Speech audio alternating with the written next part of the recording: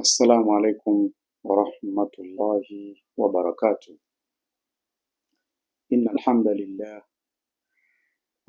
لله نحمده ونستعينه ونستغفره ونستهديه ونعوذ بالله من شرور أنفسنا وسيئات أعمالنا.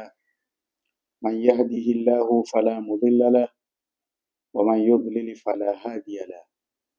أشهد أن لا إله إلا الله وحده لا شريك له وأشهد أن سيدنا وحبيبنا وعظيمنا محمد رسول الله الذي أدى الأمانة ونصح الأمة وكشف الغمة وجاهد في الله حق جهاده حتى أتاه اليقين. أما بعد، ربي اشرح لي صدري ويسر لي أمري wahlul uqdatan min lisani yafqahu qawli. Ndugu zangu mnaonisikiliza popote pale mlipo ndani na nje ya nchi ya Tanzania, leo nimekuja kwenu na maudhui muhimu sana. Muhimu kwa sababu itatulenga katika jamii tulionayo, lakini itatuelekeza baadhi ya vitu muhimu kwenye maisha yetu. Maudhui yangu ya leo nitazungumzia mambo ya kuzingatiwa katika kisa cha Miraj. Mambo ya kuzingatiwa katika kisa cha Miraj.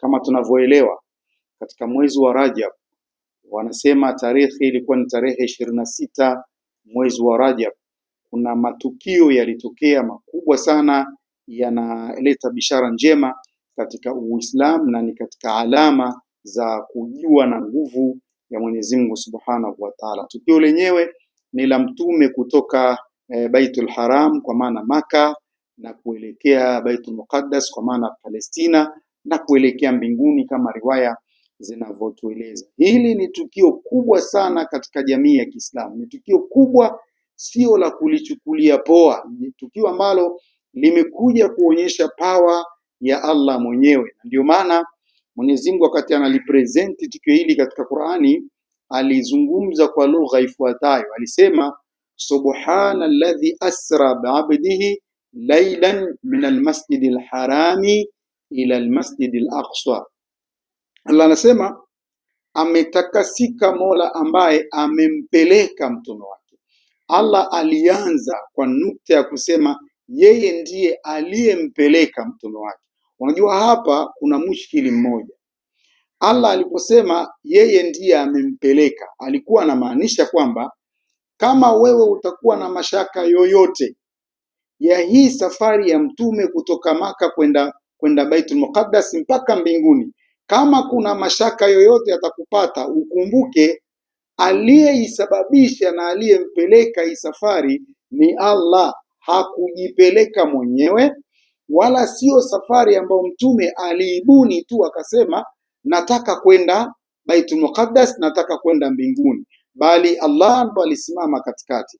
Kwa kitendo cha Allah kusema subhanalladhi asra bi'abdihi, Allah anamaanisha kwamba yeye ndiye aliyehusika kumpeleka mtume wake. Kwa hiyo usijenge hoja kwamba imekuwaje, toka lini, imefananaje. Jamani, kweli kutoka Maka kwenda Palestina dakika 5 dakika 3? Wakati unayahoji hayo unatakiwa uhoji nani aliyempeleka. Ndio maana Mungu akasema asra bi'abdi, amempeleka mja wake.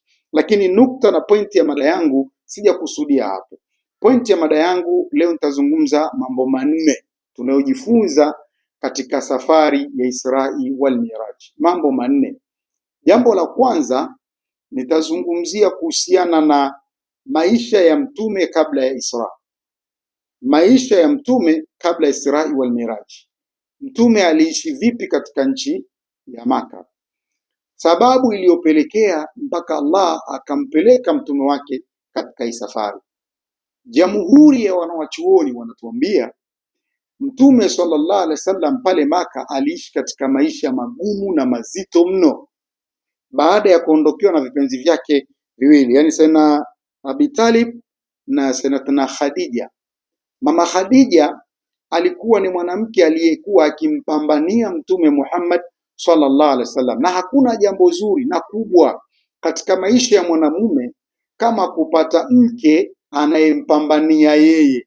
Yani upate mke umemweka hapo yupo kwa ajili yako. Usipate mke yupo kwa ajili yake na mambo yake binafsi, bali pata mke ambao atakuwekwa hapo mahala kwa ajili yako. Ukipata mke wa namna hii, wewe umefaulu sana. Na ndiyo Mtume sallallahu alaihi wasallam alifaulu kwa sababu alipata mke ambaye yupo kwa ajili yake na si kwa ajili ya mambo mengine.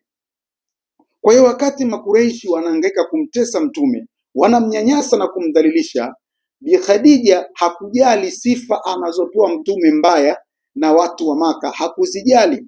Aliangalia kiwango gani anampenda bwana Mtume Muhammad sallallahu alaihi wasallam. Kwa Mtume walimfanyia madhila na maudhi makubwa, watu wa Maka walimkataa.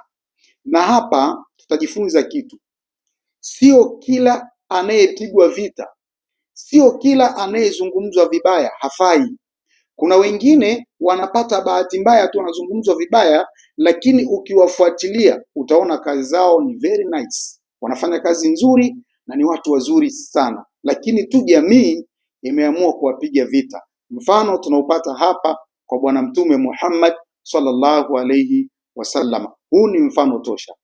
Mtume aliishi maisha magumu sana pale Maka. Sasa baada ya kufa Abi Talib ambaye ni ammi yake, alikuwa akimwekea kifua sana, pamoja na mama Khadija. Walipokufa wawili hawa, Mtume ni kama alipoteza direction, akawa anajiuliza nifanye nini. Mtume akaona Maka hapakaliki tena, akaona nchi ya Maka sio sehemu salama tena. Alichokifanya bwana Mtume Muhammad sallallahu alaihi wasallam, akafikiria kuhama kutoka Maka kwenda Yemen, angalau aende kupata pumziko. Mtume aliiwaza nchi ya Yemen kama ndiyo nchi ambayo itampa pumziko. Na hapa ningependa baadhi ya watu waelewe, nchi ya Yemen ilipata bahati kubwa sana pale tu Mtume alipoiona Yemen ndio nchi ya kwenda kufanya pumziko. Ilikuwa ni heshima kubwa kwa nchi ya Yemen. Hebu leo imagine tufanye mifano tu katika maisha ya tunoishi ya kidunia. Napiga mfano japo si mzuri sana, lakini acha tupige ili tuelewane. Mfano leo tusikie Rais Trump wa Marekani anataka kwenda kwenye mapumziko, akaifikiria nchi ya Tanzania aje apumzike Tanzania. Itakuwa ni heshima kwa kiwango gani kwa nchi ya Tanzania? Napiga mfano tu huo ili tuelewane. Hasa ni sawa na Mtume sallallahu alaihi wasallam kufikiria kwenda kupumzika katika nchi ya Yemen. Unadhani watu wa Yemen walipata heshima ya kiwango gani? Lakini kwa bahati mbaya hawakuelewa wala hawakuchukulia uzito. Mtume sallallahu alaihi wasallam akakusudia kwenda Yemen kupumzika. Nukta ya kwanza tunaojifunza katika zile nukta 4 nilizosema. Ya kwanza, hii kazi ya dini ni kazi ambayo ni ngumu mno. Ni kazi ambayo ina mambo magumu na mazito mno. Mtume anaingia katika nchi ya Yemen, anaomba hifadhi, kumbe watu wa Yemen wameshaandaliwa kwamba Mtume akifika wamdhuru na wamuumize. Ni kweli Mtume alipoingia alikuwa na sahaba wake alikuwa ni Zaid ibn al-Haritha. Alipoingia watu wa Yemen wakampiga mawe, walimpiga mawe na vyupa kiasi ambacho mpaka Mtume mwili wake uliroana damu. Nguo yake wanasema ile kanzu aliyoivaa ilikuwa ukiivuta namna hii inanata kwa damu, namna walivyomshambulia watu wa Yemen. Mtume sallallahu alaihi wasallam baada ya kupata kile kipigo na wakamwambia masaa 24 au ameshaondoka katika nchi ya Yemen, Mtume akaenda chini ya mti mmoja hivi, akawa analalamika, akaongea maneno. Alisema hivi: Allah, laiti kama hii dini, hii kazi ninayoifanya ingelikuwa nimeajiriwa na mtu, basi ningekuwa nisha resign kitambo, na pengine leo ndio ilikuwa najiuzuru. Na mimi nataka niwaambie watu wa da'wa, watu wa dini, wengi wao wanasema hii kauli kwamba lau kama ingelikuwa ndio mtu ametuajiri. Nataka niwaambie kazi ni ngumu mno. Kazi inaonekana ni kazi ya idhilali, watu ni kudhalilishwa kila siku, watu kuzungumziwa mabaya, kusemwa vibaya, na mitume walipitia hayo. Kwa ni kazi ambayo ina mambo mengi. Kazi inahitaji kampani ya mashirikiano, lakini wengi katika watu hawataki kushiriki kuipushi kazi ya dini. Kwa unakuta mahala ukikosa support, ukikosa kuungwa mkono, unaweza ukaishia njiani. Ni kazi ngumu sana, kazi ya dawa, kuliko tunavyodhania. Mtume alimwambia Allah, laiti kama ingelikuwa hapa hii kazi ninayofanya nimetumwa na mtu, basi wallahi ya Rabbi, leo nilikuwa na resign katika kazi hii, kwa yale ambayo alikuwa amekutana nayo. Mambo ni mengi sana, na mimi nataka nikuthibitishie, kuna baadhi ya watu wanafanya kazi ya dawa. Siku moja mimi nakumbuka nilikuwa najenga nyumba yangu fulani hivi, akawa wale mafundi waliokuja kujenga pale, fundi mmoja katika wale ilikuwa kila anachokifanya anasoma aya za Qur'an. Akishika tofali, tabarakalladhi biyadihi almulku wa huwa ala kulli shay'in qadir.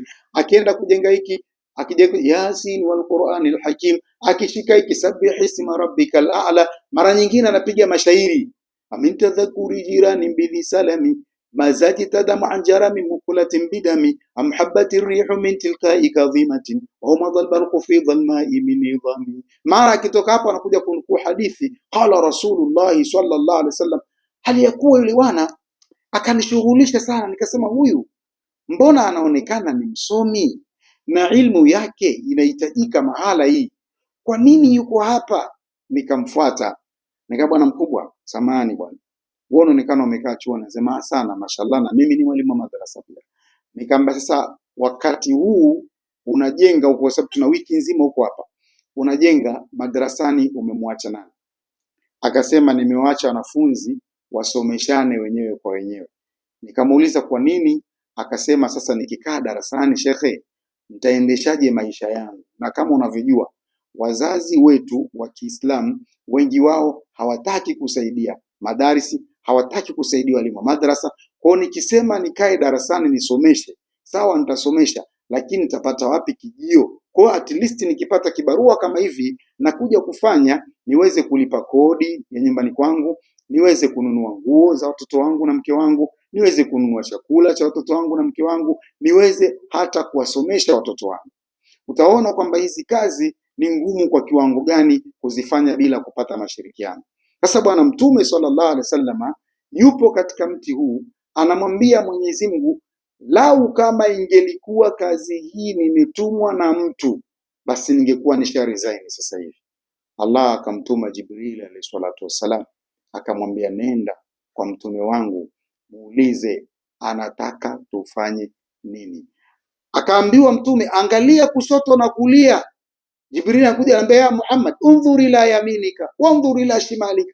Mtume anaangalia kulia, anaona kuna malaika wa adhabu, wale malaika wa maangamizi wameizunguka Yemen kulia na kushoto, na kijiografia nchi ya Yemen iko kama bondeni. Jibril anamwambia Muhammad, toa amri yako moja tu, Mungu anaweza kusagasaga mji wote huu ukageuka jivu, ama pasitoke hata kijiko hapa. Sema unataka nini?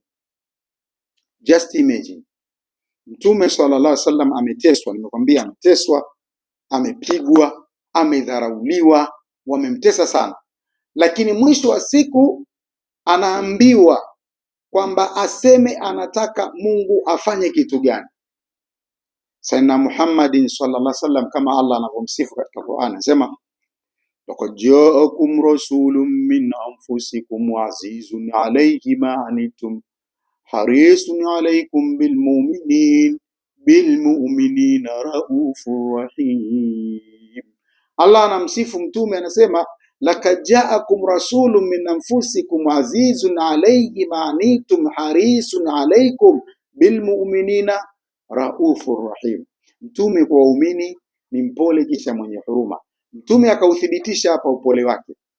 Ya Rasulullah akanyanyua mikono juu akasema, Allahumma hadi qaumi fa innahum la ya'lamun. Nukta ya pili tunaoisoma, ya kwanza tunajua kwamba kazi ya dawa ni ngumu, na ndio maana Mtume sallallahu alaihi wasallam alienda kuhamia Yemen kwa ajili ya kwenda kupata pumziko. Nukta ya pili katika zile nne ni hapa, Mtume alipomwambia Mwenyezi Mungu, Allah usiwaadhibu hawa, Allah usiwafanye chochote hawa, naomba uwaongoze kwa sababu hawa hawajui wafanyalo, moja, au hawanijui mimi. Mtume sallallahu alaihi wasallam anamwambia Allah, hawa jamaa hawanijui, wangekuwa wananijua hawa wasingeyafanya hawa waliyofanya. Tunajifunza nini hapa? Kuna wakati ndugu yangu unamfanyia mtu mambo mabaya, ni vile tu huyo mtu wewe humjui, lakini kama ungemjua ungeona aibu mara mbili kwa kile unachokifanya. Leo kuna wangapi tumewafanyia mabaya, tunatamani tusaidiwe na wao, lakini kwa ule ubaya ambao tumewafanyia tunajistukia, tunashindwa kurudi kwao. Leo kuna wangapi umewafanyia mabaya, ukaja kusikia uyolo mfanye ubaya yeye ndo mwenye dhamana ya jambo lako unaotaka lifanikiwe. Umejisikia vibaya kwa kiwango gani? Hebu tuchunge watu tunaowajua na tusiowajua. Usimfanyie ubaya mtu unemjua wala usiyemjua, kwa sababu mwisho wa siku huwezi jua nani kabeba hatima ya maisha yako. Nataka nikwambie ndugu yangu, inawezekana wewe una pesa nyingi sana, ni kweli, hatukatai. Inawezekana wewe ni maarufu sana kuliko fulani, ni kweli, hatukatai. Inawezekana wewe una magari na majumba na umemzidi fulani kila kitu, sawa. Lakini nataka nikwambie, huyo fulani uliomzidi kuna siku utamhitaji kuliko unavyotegemea wewe. Hao naona wako chini yako hao, kuna siku utawahitaji. Na Allah alivyokuwa fundi, mara nyingi kanuni ya Allah akitaka kutengeneza jambo katika jamii, Allah akitaka kukufungulia milango ya kheri, ana kanuni yake, kanuni ambayo ameieleza Mtume sallallahu alaihi wasallam. Mtume anasema, inna Allaha fi auni abdihi ma dama al-abdu fi auni akhihi. Kanuni ya Allah kusaidia mtu, Mtume anasema hakika Mwenyezi Mungu atasimama na msaada wa mtu muda tu yule mtu kasimama na msaada wa wenzake. Kipindi ambacho wewe una shida, kipindi ambacho wewe una matatizo, Mungu anakuletea mtu mwingine mwenye matatizo. Yule mtu anatakiwa usolve tatizo lake, liko ndani ya uwezo wako, ila kwa sababu na wewe mwenyewe una matatizo ukasema hili jambo silifanyi kwa sababu mimi mwenyewe nina shida zangu, end of the day unajikuta unaingia katika matatizo makubwa zaidi ya yale uliyofanya pale. Kwa nini? Kumbe ile siku ambayo ulikataa kumsaidia fulani ndio siku ambayo Mungu amekupiga pini kwenye maisha yako. Ndugu zangu, tuchunge sana watu wanaokuja na shida zao kwetu. Sio kila mtu tumhukumu vibaya, na sio kila anayekuja na shida kwako yeye ndio mwenye shida. Kuna wakati mtu anakuja na shida kwako, lakini wewe ndio mwenye shida. Qur'an inatuambia, man amila salihan fali nafsihi wa man asaa fa alaiha. Mwenye kufanya wema ameifanyia nafsi yake, na mwenye kufanya uovu amejiangamiza mwenyewe. Siku zote ikiwa utamfanyia mtu wema wa aina yoyote, mfano amekuja mtu amekuomba pesa ya kula, nisaidie shilingi 1000 nikale, ukimpa usiseme kwamba nimemsaidia fulani, sema alhamdulillah, leo nimejisaidia mwenyewe, kwa sababu ile amana na ule wema uliofanya ni akiba yako ya kuja kukusaidia katika siku ambayo umekwama, no way out, ila unahitaji msaada wa Allah. Kwa hiyo hapa Mtume anasema Allah waongoze kwa sababu hawa hawanijui mimi, wamefanya haya kwa sababu hawanijui. Hebu tupige mfano. What if ingelikuwa ndio zama za leo, muda huu tulionao, ndo Mtume kaingia Yemen? Unadhani namna thamani ya Mtume, namna ukubwa wa Mtume, namna watu wanavyomfahamu Mtume, unadhani Yemen wangempiga mawe? Unadhani Yemen wangemshambulia? Sio wangemkumbatia na kutafuta wapi wa muhifadhi? Kwa ni kwa sababu kwa wakati ule walikuwa hawamjui, ndo wakamfanyia mabaya. Usifanyie ubaya watu unaowajua, na usiowajua unaweza kupata shida siku moja.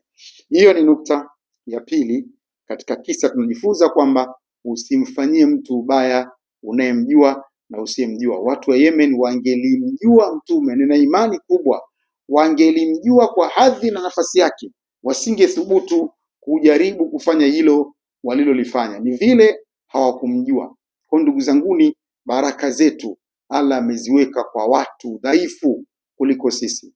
Ukitaka kuamini maneno yangu, soma kisa cha Nabii Allah Yusuf alayhi salatu wasalam. Nabii Yusuf alipokuwa gerezani, kuna watu walikuja na shida, watu wawili. Shida zao ilikuwa wanataka kutafsiriwa ndoto zao. Yusuf aliwatafsiria ndoto, lakini alipofika kumtafsiria huyu mmoja, baada ya kumtafsiria kumwambia kwamba wewe unaonekana utarudi kwa mfalme wako na utaendelea na kazi zako, manake utaonekana huna hatia. Kisha Yusuf akamwambia yule mtu, udhkurni inda rabbik, ukifanikiwa kutoka huko nje ukienda kwa bosi wako, naomba usisahau kunitajataja kwake. Kwa nini Yusuf alitaka kutajwa? Kwa sababu kesi ya Yusuf ilikuwa haina dhamana, ilikuwa inasubiri huruma ya waziri ama mfalme wa nchi ya Misri ndo amtoe. Ijapokuwa ilikuwa ni kesi ya kusingiziwa, lakini alipelekwa ndani kwa sababu ya kusingiziwa kutaka kumbaka mke wa mfalme, na mfalme ndo alosema awekwe ndani asije akanibakia mke wangu. Kwa hiyo mfalme akawa anaogopa kumtoa Yusuf kwa sababu anaogopa asije akamtoa Yusuf akamdhuru mkewe, pengine anaogopa hivyo. Lakini wakati huo mfalme hawezi kutoa ruksa ya kumtoa Yusuf kwa sababu anaogopa madhara yasitokee katika nyumba yake. Kwa hiyo mtu pekee ambaye kwa wakati ule alitarajiwa aweze kumtoa Yusuf ni mfalme mwenyewe. Yaani kana kwamba leo wewe usingiziwe umetaka kumbaka mke wa rais, alafu rais aseme mtieni ndani mpaka mimi nitoe oda. Unadhani lini utatoka? Huwezi kutoka. Kwa Yusuf alijua kwamba hapa mimi sina njia ya kutoka, lakini huyu niliye naye gerezani huyu anaweza akasababisha mimi nikatoka. Angalia nafasi ya Yusuf, angalia nafasi ya huyu mfungwa. Ni shatani bainahuma. Yusuf ni nabii, ni mtu mkubwa, huyu ni mtu wa kawaida, lakini Yusuf alijua msaada wangu, tumaini langu ili nitoke humu ndani nitalipata kwa huyu kijana. Na wewe nini kinakupa ujeuri? Nini kinakupa kiburi? Ni pesa, ni magari, ni majumba, ni watoto, ni wake, ndio wanaokupelekea mpaka ukawadharau baadhi ya wenzio walio chini. Sasa Yusuf anamwambia huyu kijana, na kweli kijana alipotoka yeye ndo akawa sababu ya Yusuf kutoka gerezani. Kwa hiyo tujifunze kitu kwamba watu tunahitajiana. Acha jeuri, acha kiburi, acha dharau kwa binadamu wenzako. Hii ni nukta ya pili ambayo tunaisoma katika Qisatul Miraj, kwamba tujueni kwamba tusidharau watu na tusibugudhi watu tunawajua na tusiowajua. Nukta ya tatu ambayo tunaisoma hapa, nimesema nitaeleza nukta 4, ziko nyingi lakini nitaeleza nukta 4 tu ambazo mimi nimeziona nije nazo leo nishare na wewe katika Qisatul Miraj tunazojifunza. Nukta ya tatu tunajifunza kwamba sio kila jambo unalolitaka wewe kumwambia mtu upitishe kwa mwakilishi. Hata kama wewe ni rais, hata kama wewe ni kiongozi, unaweza kutuma watu kumfikia fulani, lakini kuna baadhi ya watu hawatakiwi kutumiwa mtu. Unatakiwa ufanye wewe mwenyewe kutegemeana na ulivyo na ule mtu, au kutegemeana na kesi ama ujumbe unaotaka kumfikia mtu fulani. Tunajifunza wapi? Pale ambapo Mtume Muhammad sallallahu alaihi wasallam alipofika kwa Mwenyezi Mungu kwenda kuchukua 5 salawati. Allah kila anapotaka kuleta ujumbe duniani huwa akimtumia Jibril kumfikishia taarifa Mtume Muhammad. Lakini Allah alipotaka kuleta ujumbe wa swala duniani aliona huu siwezi kumpa mwakilishi.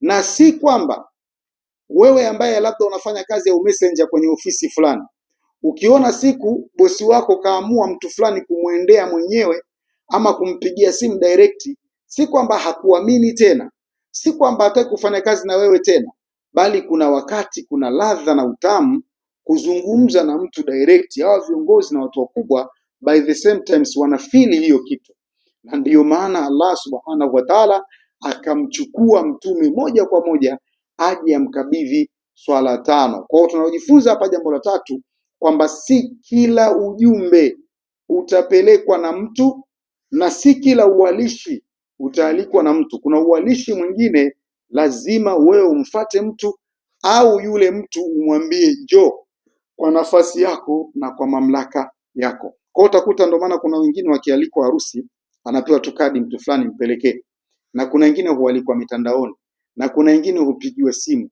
wengine hufuatwa hasa na musika, na wengine huambiwa njoo. Hivyo najua hata hawa marais hao, rais wakati ana shughuli yake, kuna watu wataalikwa kwa kufata mkumbo. Yani kuna barua moja itasema kwa mashehe wote, kwa mashehe wote. Kuna barua moja itasema kwa maaskofu wote. Kuna barua moja itasema kwa fulani wote. Alafu kuna barua itasema kwa mheshimiwa mufti.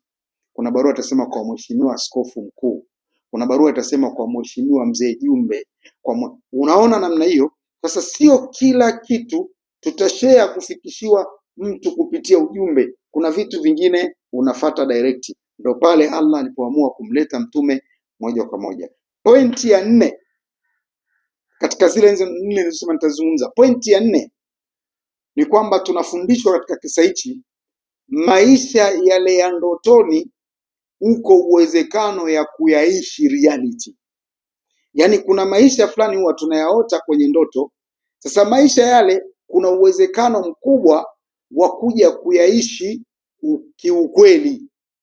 Yani kuna uwezekano wa ndoto unayoiona ikaja kuwa kweli. Kuna uwezekano kuna kitu na kiota, lakini hicho kitu sio ndoto. Hicho kitu ni ujumbe kwamba baadaye utakuja kukutana na haya maisha, haya mazingira. Wapi tumelijua hilo?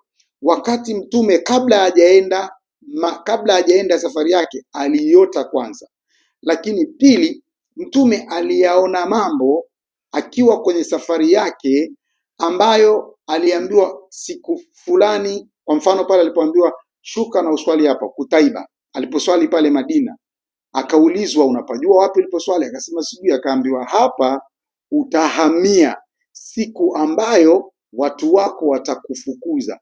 Yalikuwa ni maisha ya baadaye, lakini mtume akaja akayaishi maisha yale yale ambayo alishayatangulia. Kwa tunajifunza unaweza ukaishi maisha fulani ambayo uko nayo sasa, maisha hayo yasiwe maisha yako halisi na maisha yako baadaye. Labda mjanielewa, nitakufafanulia. Yani kuna watu wanaishi maisha fulani hivi, lakini yale maisha walishawahi kuyaishi kabla.